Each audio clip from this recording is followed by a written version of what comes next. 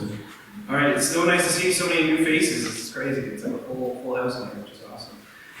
So the reading that I'm going to do today, I was mulling over a few different options, and I talked to Lorelei about this because I thought maybe this might be a really good fit, and it was going to kind of get you in the mood for the talk that's going to be happening today. So, without further ado, I'm going to kick it off.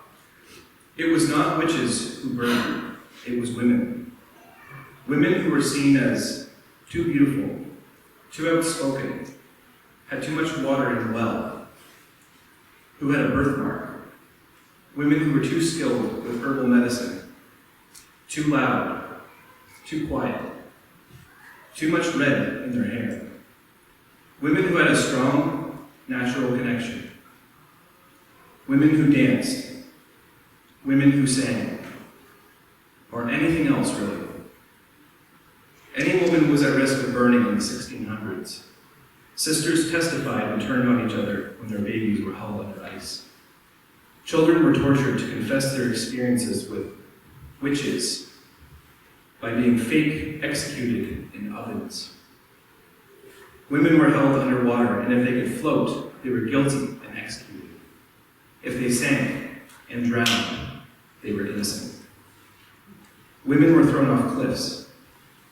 Women were put in deep holes in the ground. Why do I write this?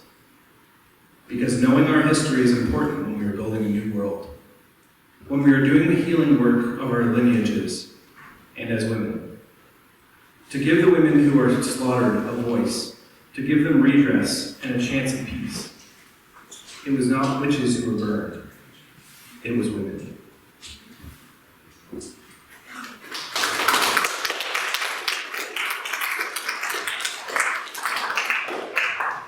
Right. And now, for our main talk, I've been really looking forward to this as a pagan myself. It's such an incredible realization that when we look at the religious landscape, there's a real difference between which ones are authoritarian and want people to be subservient, and which ones empower people. So with that, Lorelei. Hello everyone, thank you for coming. I'm very excited about this. I've been doing a lot of reading the past year and a half. I kind of fell into this and I was like, I want to talk about this. Everyone needs to know about this. So Sunday Assembly was kind enough to allow me to bring this to you today. So.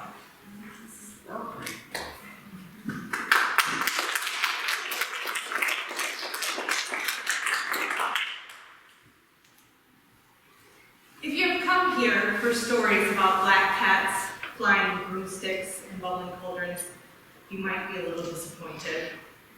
I'm also not here to speak on the beliefs of other religions.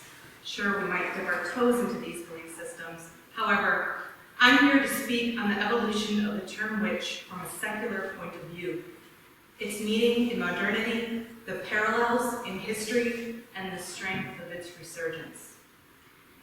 I invite you to suspend your understanding of what witch meant to you until now, and how interchanging casting spells with speaking words, or wielding power with positive action, can be a contrasting kind of magic in itself. I do not come from a religious background. In fact, I've been a skeptic my whole life. My upbringing was secular. I was raised by a physicist and a humanist as parents. I myself graduated with a bachelor's in biology and have worked in different types of labs since I got done with school. In circa 2016, after being a spicy atheist for a while, I adopted Satanism as my religion and have been practicing it since. I follow the 7 tenets of the Satanic Temple, and one of those tenets is explicit about viewing the world scientifically and fly to do so without supernatural or superstitious influences. Beliefs should conform to one's best scientific understanding of the world. One should take care to never distort scientific facts to fit one's beliefs. This resonated strongly with me because I will always be the first to point out scientific inaccuracies in movies or ruin a fun story with gross but true facts. To me, lighting incense or having an altar was still too close to woo for me to understand it better. Not only was I a staunch skeptic, I was also an extra mundane pessimist. I continued this worldview until I met a satanic priestess and now friend of mine, Shiva.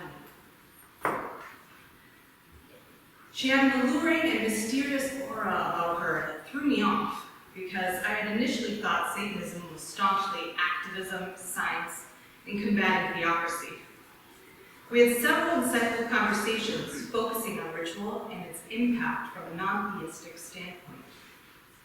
What I had never considered prior to having these conversations was that ritual is defined as an activity performed before or during or after a meaningful event with a desired outcome.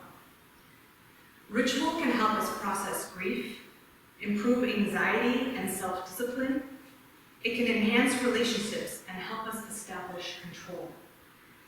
I really do consider this my incorporeal enlightenment. The recognition that things like ritual, magic, spells don't have to have a mystical meaning. The intersection of magic and science, science explaining the psychological impact of focused meditation, ritual being defined as mindful and symbolic activity, this didn't need ties to the supernatural. Could I be more magical in a scientific sense? This revelation was happening in parallel to the strengthening of my feminism. One of the reasons I joined the Satanic Temple was because of their fights for reproductive rights and bodily autonomy, which I value heavily. Bodily autonomy to me means full control of my own body. What I do with it, who can see it, who can't see it, from what I wear to whom I sleep with. And even in 2024, this still seems to be one of the most frightening things to right-wing politicians. I started studying ritual and how it could apply what is important to me into it. Searching for that convergence of feminism and ritual opened up a whole new world to me. Anywhere I looked, at the intersection of bodily autonomy, magic, empowerment, and science, was the witch. Since the 1560s, the term witch has been used to chastise, undermine, and subjugate mainly women. 70 to 80% of those accused of witchcraft were women. The internalized misogyny being culprit back then, just as it is now.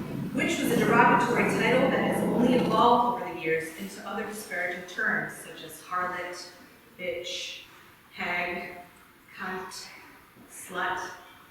Each of those words with backbones of misogyny uttered in attempts to discipline women. Words that are destructive due to the perception they give of a woman's value based on her sexual purity. Words that are oppressive by making a woman seem weaker. Words that are subversive to denigrate wise and intuitive women. The nomenclature and punishments have changed over the years, but the same autocratic perspectives and conducts towards women that existed during those early modern witch hunts persevere. By studying the ruthless origins of sexism that women still face today, illuminated by the antecedent misogyny that drove the witch hunts, sets the condition for the feminist opposition to contemporary Islam. As a side note, feminism can be described as a movement to end sexism, oppression, and sexist exploitation. I'm not naming men as the root cause of this oppression, but rather the gender stereotypes and sexist narratives that can be propagated by a person of any gender. Strength being the litmus for a man's worth, and a woman's intersexual desirability disregards those who identify outside the gender binary altogether.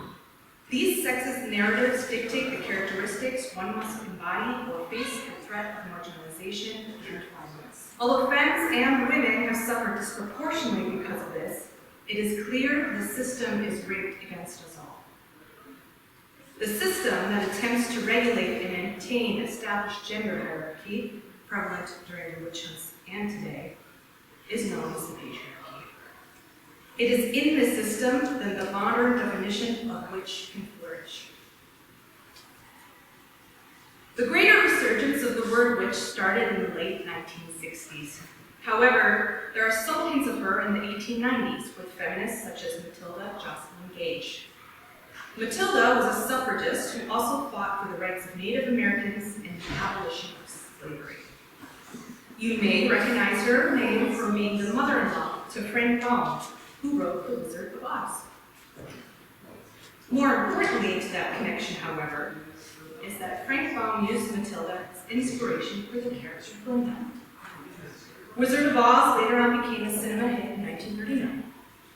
That woman, who would do readings of witch hunts and make statements like, "When for witches we read women, we gain fuller comprehension of the cruelties inflicted by the church upon this portion of humanity," was the same woman who inspired the first good witch in popular culture. Women's International Terrorist Conspiracy from Hell, acronym WITCH, was born on All Hallows Eve in 1968 in New York. Its members' first public appearance, in the form of dancing outside the stock exchange, marked a shift in the tide for modern-day witches. With Berber yells, which are cries sacred to Algerian witches, and proclamations of falling stocks, their display perplexed the stuffy businessmen and baffled news outlets. That day, however, the stock closed down 1.5 points and dropped almost 5 the next day. In France, a group of stars from the French feminist thought, including writer and musician Anne Sylvestre, launched Sorcières magazine, which translated to Witch magazine, in 1976. Starhawk, well-known writer, eco-feminist, and neo-pagan, started the group The Reclaiming, which is short for Reclaiming Witchcraft, in 1979. This group combines the goddess movement, which is a revitalistic neo-pagan religious movement, with the feminist witchcraft and political activism. This group is still active today and integrates magic rituals and instruction into social, political, environmental, and economic activism. The infamous Pat Robertson quote, "Feminism encourages women to leave their husbands, kill their children, practice witchcraft, destroy capitalism, and become lesbians," was uttered into existence in 1992. Where do I sign up, right? Forward to 2015, there's a revival of witch all over the country. In 2016, Donald Trump and Rush Limbaugh vilified Hillary Clinton by using witch as a derogatory term, and a few Bernie Sanders supporters used the slogan, "Burn the Witch," to try to undermine her campaign. In response, supporters of Hillary started wearing pins and calling themselves Hags for Hillary. Overseas in 2017, a group called Witch Bloc, a feminist and anarchist group, protested the signs, "Macron for Cauldron." Today, the witch is seen in music and screen more often than I can count. Arguably the best symbol for the ultimate feminist icon in modern times, representing female oppression and liberation, the witch can show us how to identify our own magic in the face of adversaries that try to keep us from our power. Starhawk writes, "To reclaim the word witch is to reclaim our right as women to be powerful." So what is power? How can you express it? Well, the answer is any fucking way you want. A witch is just a person who's aware of and knows how to wield their power. Here are some of my favorite forms of power. The power of aesthetics. One of my favorite ways to display power is that of self-adornment. Refusing to be invisible with makeup, piercings, clothes, or lack thereof, body art, and body enhancement. Historically, face painting or ritual tattoo, ceremonious clothing, or vibrant headdresses can be seen all over the world in connection with rites of passage, prayers to the supernatural, or elevating oneself to levels of divinity. In a similar fashion, makeup can be seen as armor or tattoos as a shield. A nice dress and some killer heels as confidence boosters. Some lip fillers or eyelash extensions to blow away the haters. Some call this femme armor, and the idea is that it is challenging a society that shames us for being expressive, risque, or weird in the interest of conformity. Lipstick application can make the statement, "The affront that my existence creates to you pleases me." The tattoos that adorn me head to toe symbolize me having complete control over the anatomy I call mine. Status quo might call my outfit too much or too little, but to me it's saying that rape culture has no power over my body. In the context of magic or enchantment, casting a glamour is an expression that means to put a spell on someone or to gain influence over them.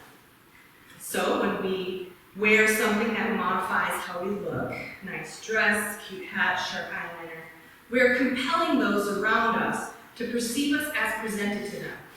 We are deciding how we should present ourselves, and we are taking back our autonomy. Furthermore, the ritual act of putting on certain clothes or styling our hair in a certain way, acts that embody who we want to be without apology, that is how the spell of glamour is cast. These little glamours we cast hold power, and paying attention to them can lead to deep practice of ritual that definitely feels magical. Glamour in folklore means something that veils what lies beneath. Fairies would cast a glamour on one of their own babies called changelings and replace a human baby with them because at that point the fairy child now looked like the human baby did. Aliens, beings from other realms, creatures from legend use glamour to appear to protagonists in stories as something outside of their true forms. In a way, we too can veil our own selves with the magic of aesthetic. The power of strength. I feel like inner strength, mental strength, and physical strength go hand in hand when you are training. It takes a lot of mental motivation to get through a workout when your body is telling you to stop. However, you won't get better without reflective practice by continuously incorporating feedback from yourself, much like a ritual, in regards to what it is exactly you are trying to perfect or accomplish. You won't get better unless you remind yourself that there is only one way to do so. Defying the societal pressure about how it deems women are supposed to look, dainty, shapely, feminine, in order to expand our capabilities of what we can do is also an act of witchcraft. Plain and simple, the patriarchy is scared of strong women, physically and mentally. Strong women undermine the entire premise of the patriarchy. Physical strength allows you to stand up for yourself in the face of violence. Another form of strength comes from standing with and for your community, protecting those who can't stand up for themselves. This solidarity is key to resistance. The power of strength to protect your family and friends, remain calm in the face of a threat. The power of dedicating yourself to practice, learning, and getting better. These are the skills that we need to build a better tomorrow for all of us. A spell of protection enacted by your feet of strength. The power of self-worth. Becoming powerful doesn't happen fortuitously, and it doesn't happen quickly. It's something that needs intention and also practice. Words are magical and powerful. With them we can cast the spells of self-worth, but it takes effort. Just looking into the mirror every morning won't make you hot, but saying it to your face every day will. Words are the potions that touch the lips and make you stronger and braver than you were before. Affirmations have been scientifically proven to work.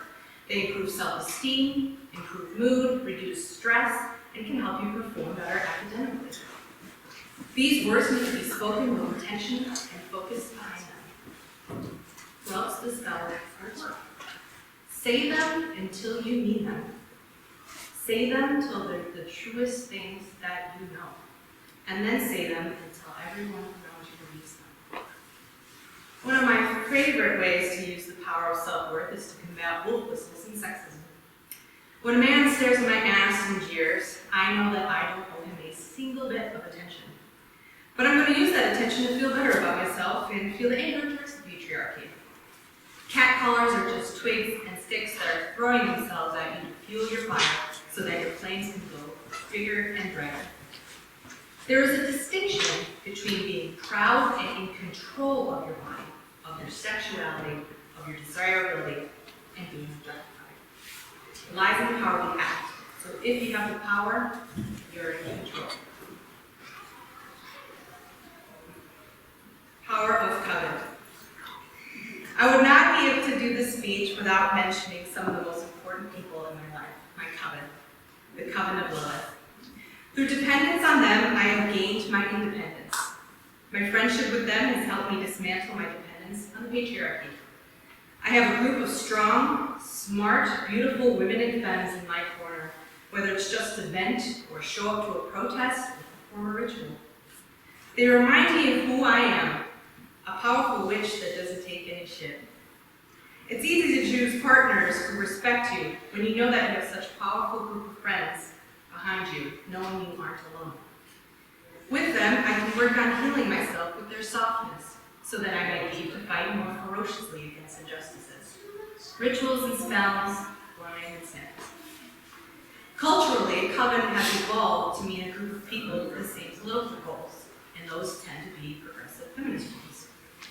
Coven has been used to describe a group of left-leaning female lawmakers, for example, as bipartisan congressional coven, an ode to their work for introducing legislation to end forced arbitration. Covens and outspoken feminists were fortifiably linked during the 2017 Women's March, which immediately followed Donald Trump's inauguration. Some of the most popular protest signs were "Hex the Patriarchy," or "Witches Against White Supremacy," and "We are the granddaughters of the witches you weren't able to burn." There were also homages to the 1960s witch movement, which read, "Coven, citizens organizing a viable, equal nation." The power of Coven is more than the sum of its individual members, because it is together. The power of ritual. Casting a circle in this presentation to come back to ritual and what it means to me now. I've had the honor and pleasure to do a few performance rituals. Meaningful and impactful public shows that display anger, vitriol, revenge, and opposition. The process of writing these rituals alone makes me feel like I can put to paper the hurt and despair that I feel about the world around me, and then physically turn it into something I can manifest into fighting to make it better. My rituals honor the divine feminine, creation, choice, and sanctity of one's own body and bodily autonomy. I don't have to believe in the goddesses of old or the folklore of mythos, but their stories help me invigorate a power that is deep in me, a rage that is expressed in a way to motivate those in my audience to seek their own power and take a stand. In one such ritual, I evoke the divine feminine, chalice of power, matriarchal balance. I had 3 male-bodied volunteers kneel and atone for the sins of the patriarchy. Atonement to the bringer of life, mother goddess Isis. Another to the harbinger of choice and mother of witches, Hecate. And last, for the spirit of rebellion and mother of demons, Lilith. It was a beautiful and thought-provoking ritual piece that left me feeling like I had just cast a spell on everyone around me, and that the retribution I proclaimed was justified and impactful. You don't have to believe in the magic of ritual to benefit from the intention behind it. But having been exploring the reclamation of witch as a skeptic, I have to say my life is a little bit more fun with magic in it. One thing is for sure, the witch is here to stay. We can see her in music and movies and books and TV shows. We are rooting for her to get her wings back. We know she can exist on different planets. We dance to her music and read her words. The witch is there fighting for equality, for women, for the LGBTQ community, for BIPOC folks, for the outsiders. She can strengthen us in the face of adversary. She gives us the power to fight through opposition. I'd like to read one of my favorite quotes by author Pam Grossman, which is still the most encompassing definition of modern witch I have read thus far. At any given time, it can signify that I'm a feminist, someone who celebrates freedom for all and will fight against injustice using every tool at her disposal. A person who values intuition and self-expression, a kindred spirit with other people who favor the unconventional, the underground, the uncanny. Or it can simply refer to the fact that I'm a woman who dares speak her own mind and display the full gamut of human emotion, behavior that's still met by society with judgment or disdain. Like many others these days, I use this word with both absolute conviction and with tongue in my cheek. And like many such epithets, it's loaded and coded. I'm thoughtful about how I use it, when and why and with whom, because it is a word that carries weight, even as it liberates. It resists being flattened or reduced. It bristles at binary. And that's why I love it, because hey, so do I. With this, I hope it opens the door for you to go out and find your power. Trust in your inner witch. Become dangerous. Blessed be, hail Satan, hail Lilith. Thank you.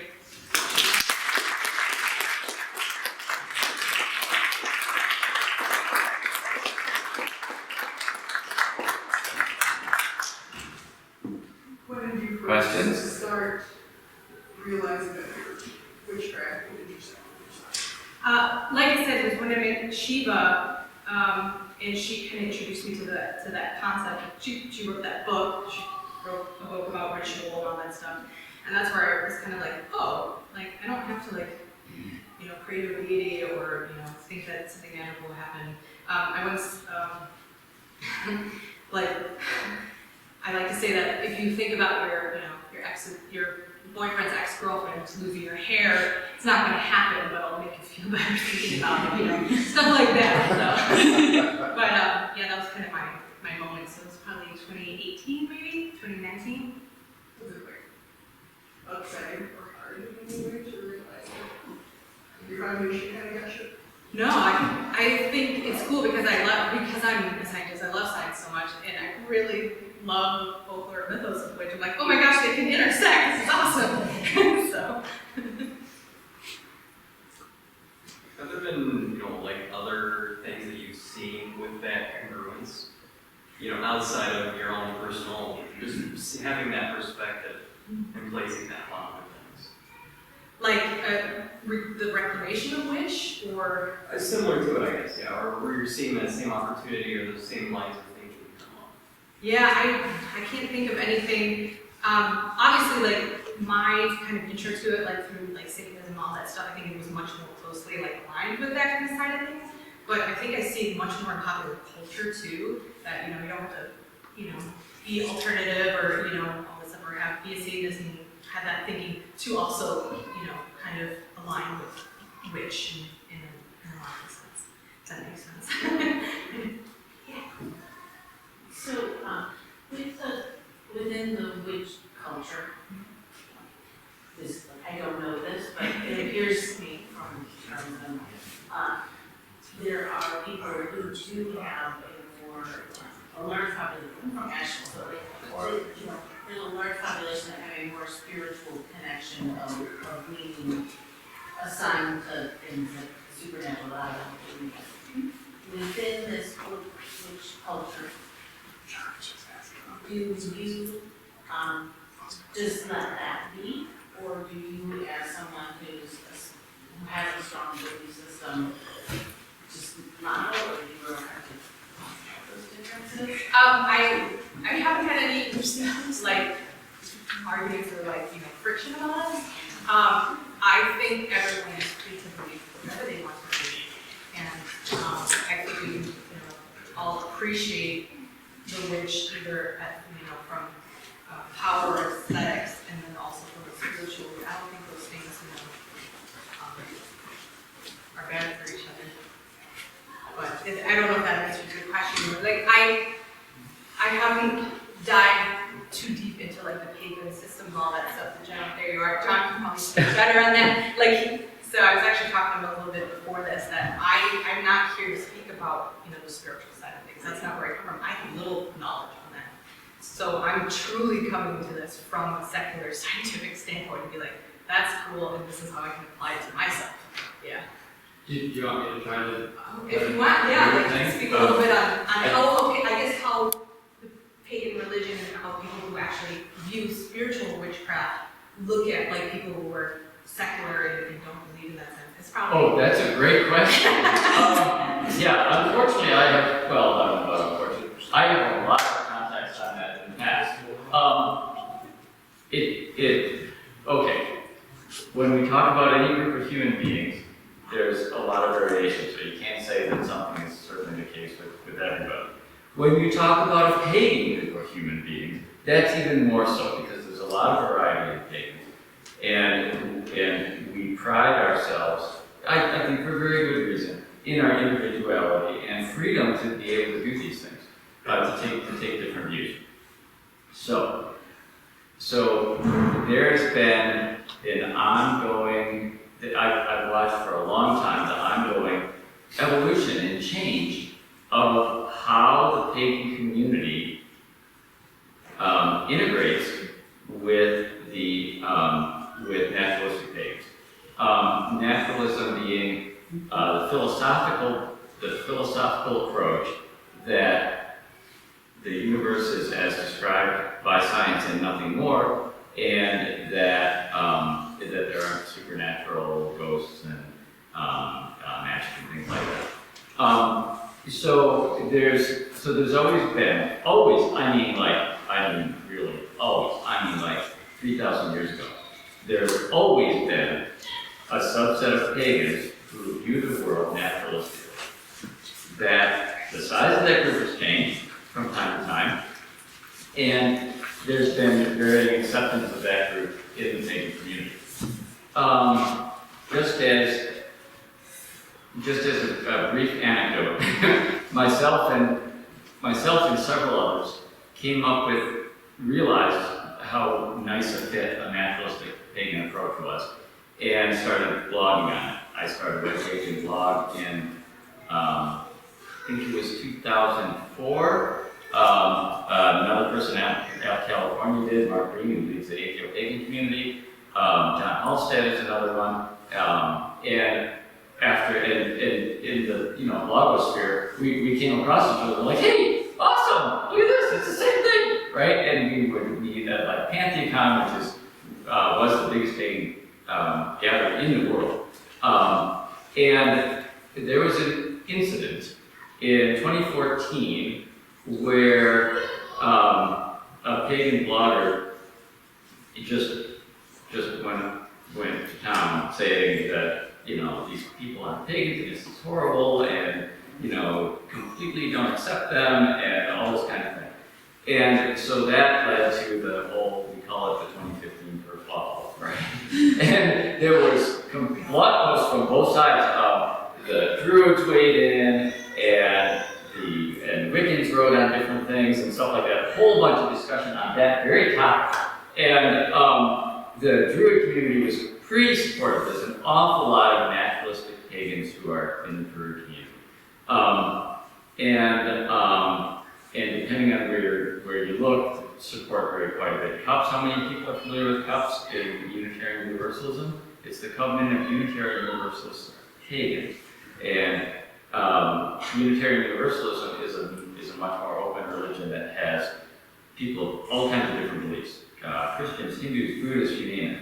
And CUPS is the organization that gathers all the pagans together when they have rituals. They're very supportive because they come from a very more eclectic community.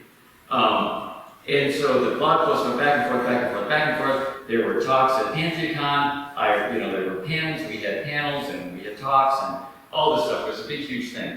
And what really came out of it was that after that initial big discussion, and this is going to change. It's going to change all over time. That's how humans work. But 2016, 2017, 2018, it was a clear progression. Every year, there was much more acceptance of the naturalistic pagan community. And it was incredibly wonderful to see, because this is a level of growing acceptance that we've seen in human communities, like, for instance, if you look at the LGBT community, right? They've certainly grown in acceptance over the last 50 years, right?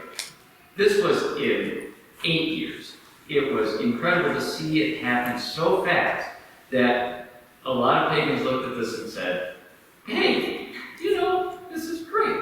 We're all going to have rituals. Everyone will come with a ritual. And if you see this God or that God a little differently than I see this God or that God, that's okay. No one's going to hell over this, because none of us believe in it anyway. That's the way it is.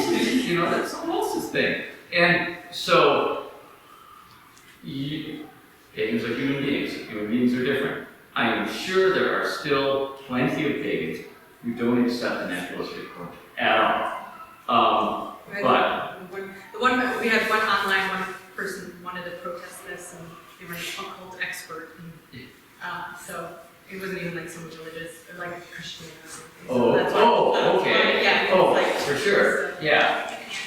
Witch, and like, You got it great. So yeah, the short of it is, it's really pretty good, and it's a lot better than it was even 5-10 years ago. So yeah. Thank you so much. Is that okay? It's up to that part of things. So. Sorry. You're from a science background. When you made this transition, how did it change how you view empowerment? Because you kind of acknowledged, right, that affirmations and things like that have based on science, research, proven in a big way. But I don't think that many people naturally have that information.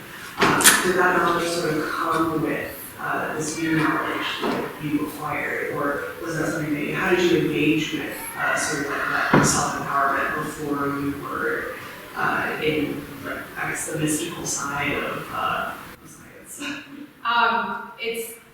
I actually like loosened my stance on a lot of that stuff, because like before I never meditated. Like I had an altar, but it was more like, here's my cool stuff. I didn't do affirmations or anything. And then with this like research and like finding out, all this and how it's connected, deep diving into like how it can be beneficial to me, but I can make it cool. Like that kind of opened it up for me to be more appreciative and actually practice it more. So I actually, I'll light candles sometimes and just like kind of sit and meditate, at my altar now instead of it just like sitting in my room, looking in the mirror and just affirmations that way. So I've actually like loosened my stance and being staunchly like that stuff's like a bunch of woo. So sorry, I Yeah, practices are really powerful. I've been amazed at how much of a difference in my life pagan practices can make. In an altar, I've got an altar set up, I change it with every holiday, and it's really nice to just walk into the room and see that, and it speaks to me, and it says, things are okay. You're rooted in this cycle of the year.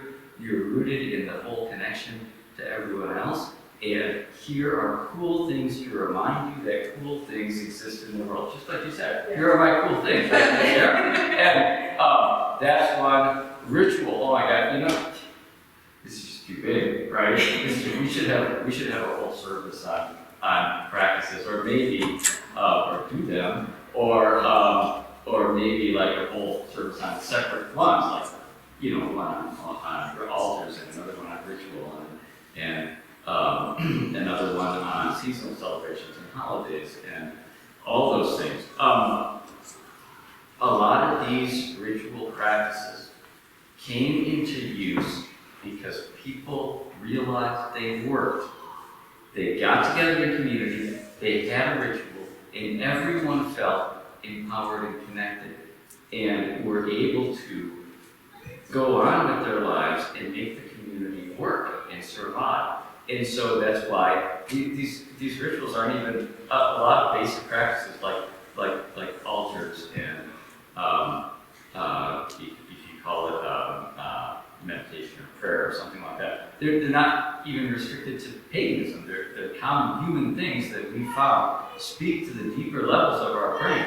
Down below to the mammal level of the brain, the early mammal level of the brain, the limbic system, and even below that in the reptile brain. And because of that, they make our brain function better. It's not, it doesn't, it's perfectly great if people see this in a supernatural way, but it's certainly not required. And so, yeah, like I said, we could do a whole thing on different practices.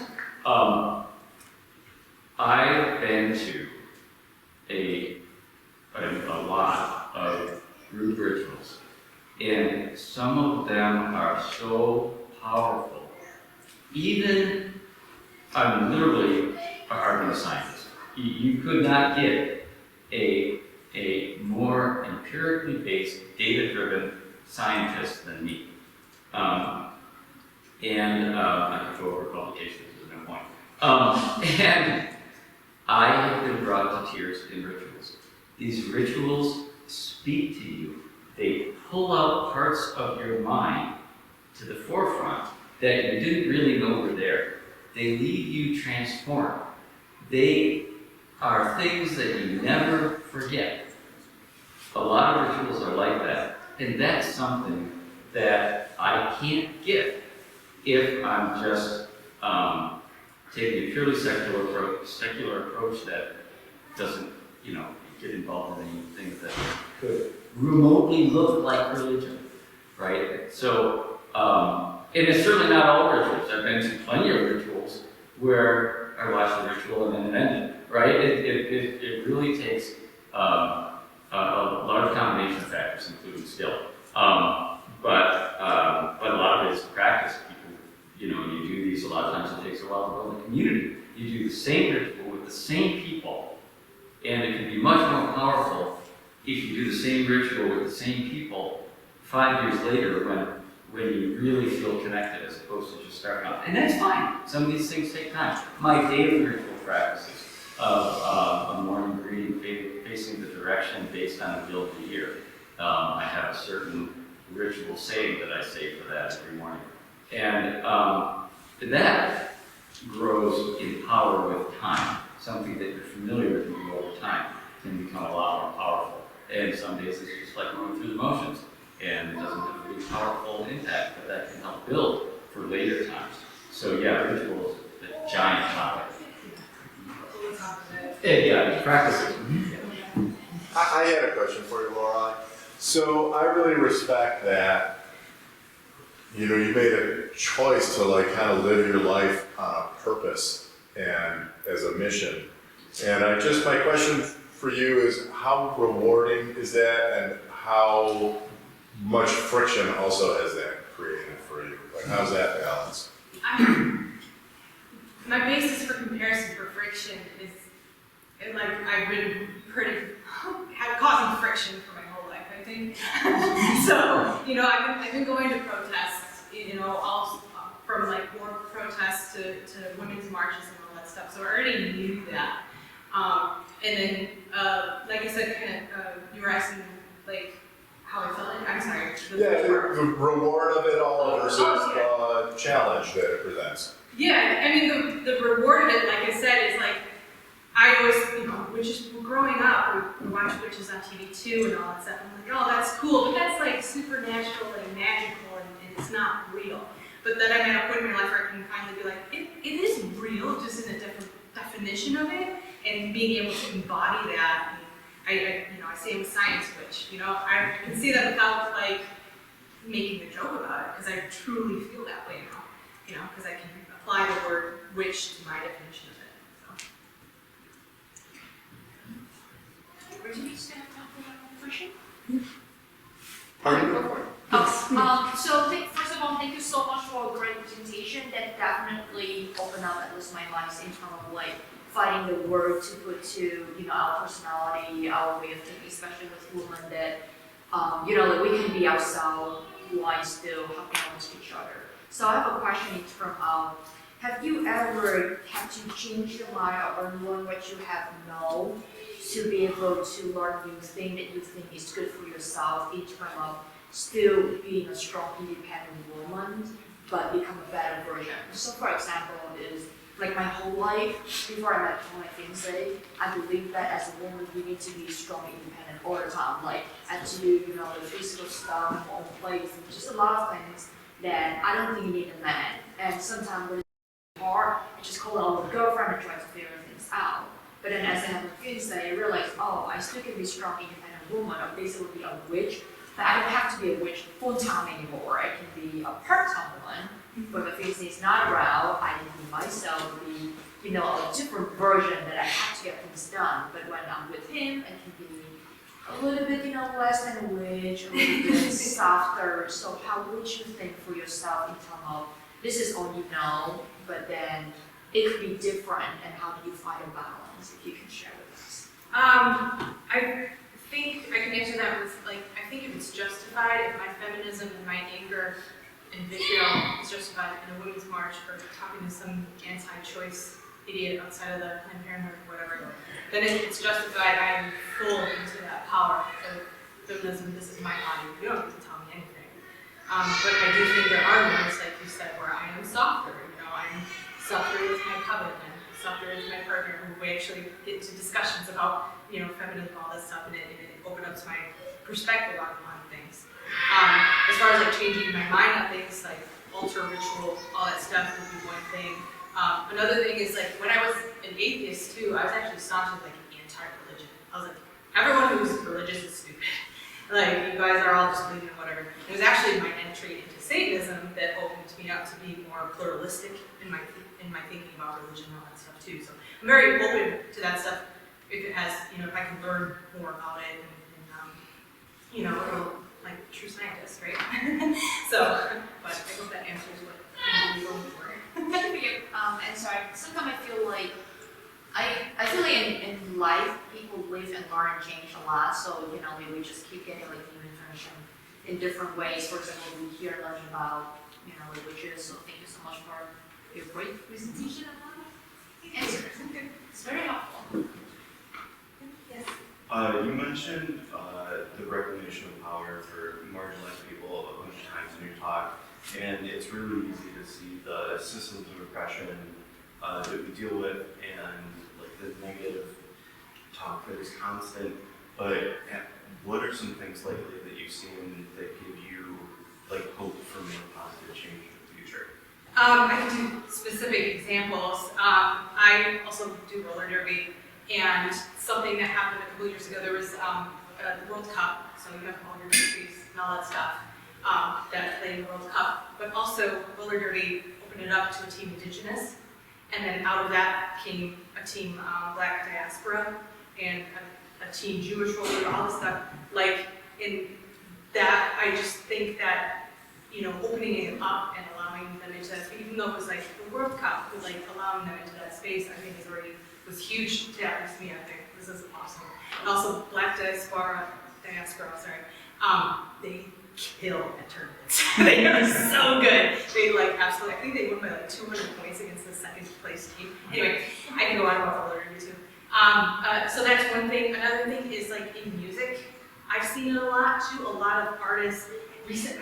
I wanted to put her picture in here, but I just found her 2 days ago. A Maori, I don't know if I'm saying that right, singer is singing from a witch perspective, but also about her Indigenous people, and that becoming popular, and everyone's yes, this is nice. Just enjoying that music, putting it to the forefront. Those would be, in pop culture, a specific example. So, and I hope, a lot of the stuff I read too were from BIPOC voices and stuff, and I hope I did them justice by respecting them and not speaking for them. But there's also a lot of books that I've read too that they feel empowered with this witch, or voodoo, all that stuff, bruja, that all that stuff is coming to the forefront too. That answers your question. All right. Cool. I think I just gotta. Yeah, we're running out of time. Thank you so much.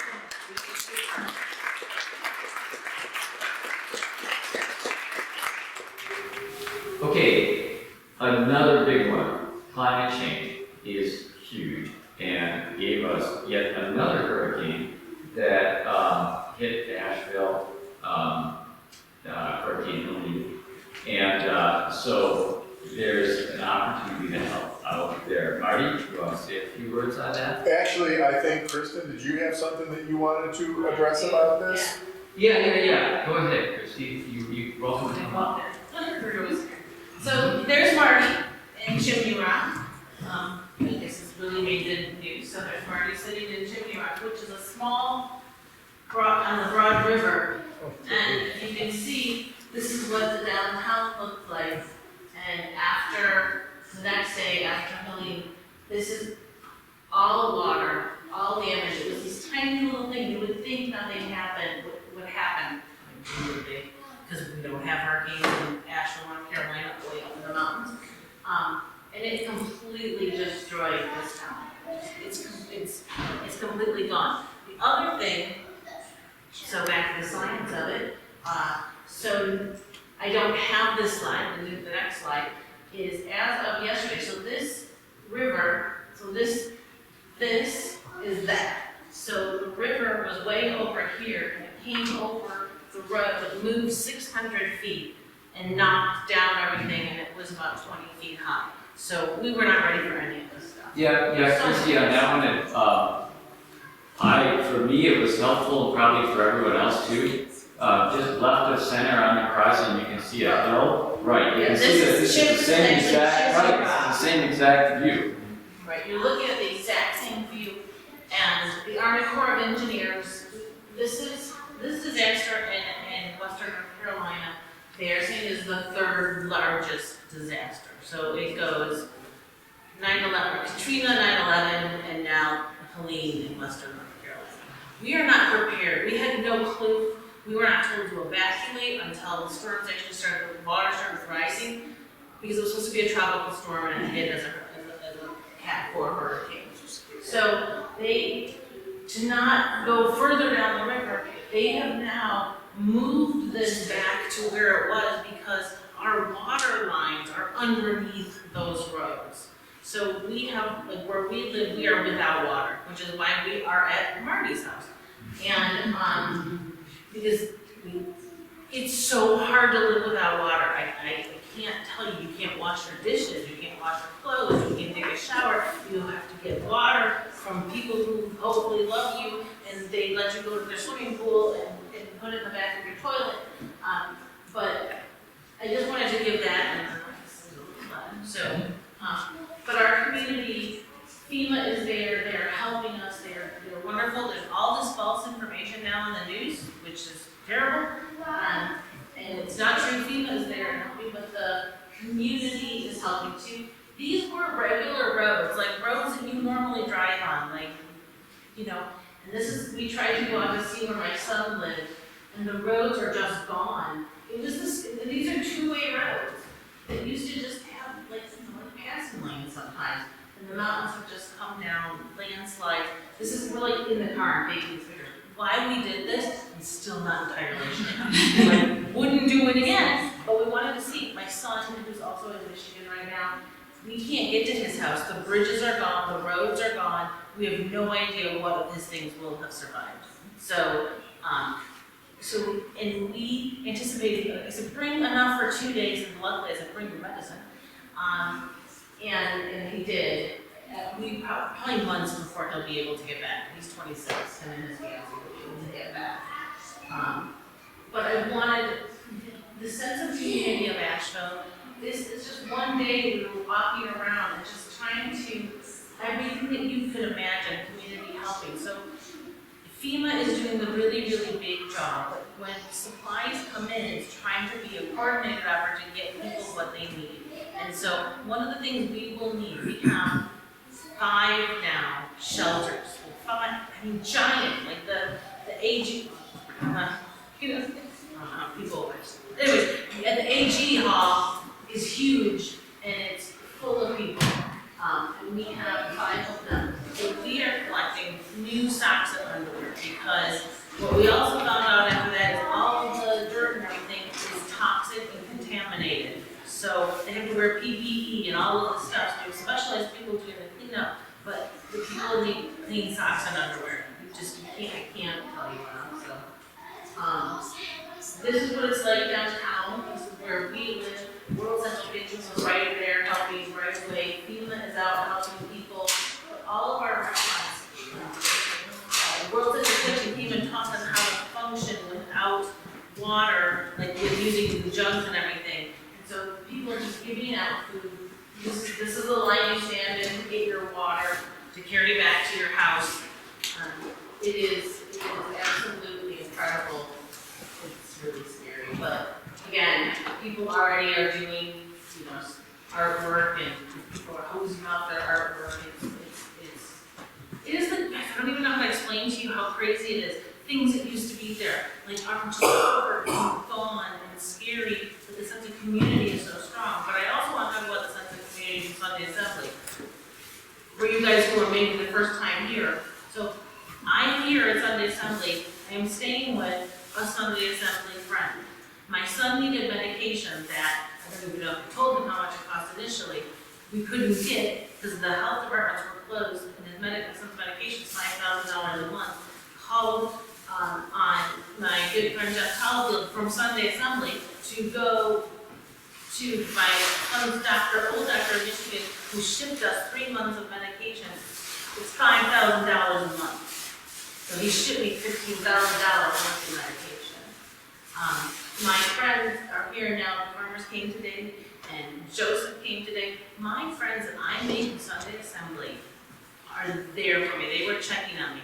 They were, we didn't have cell phone and all that stuff, but making sure, what do you need? You can come here, you can come here.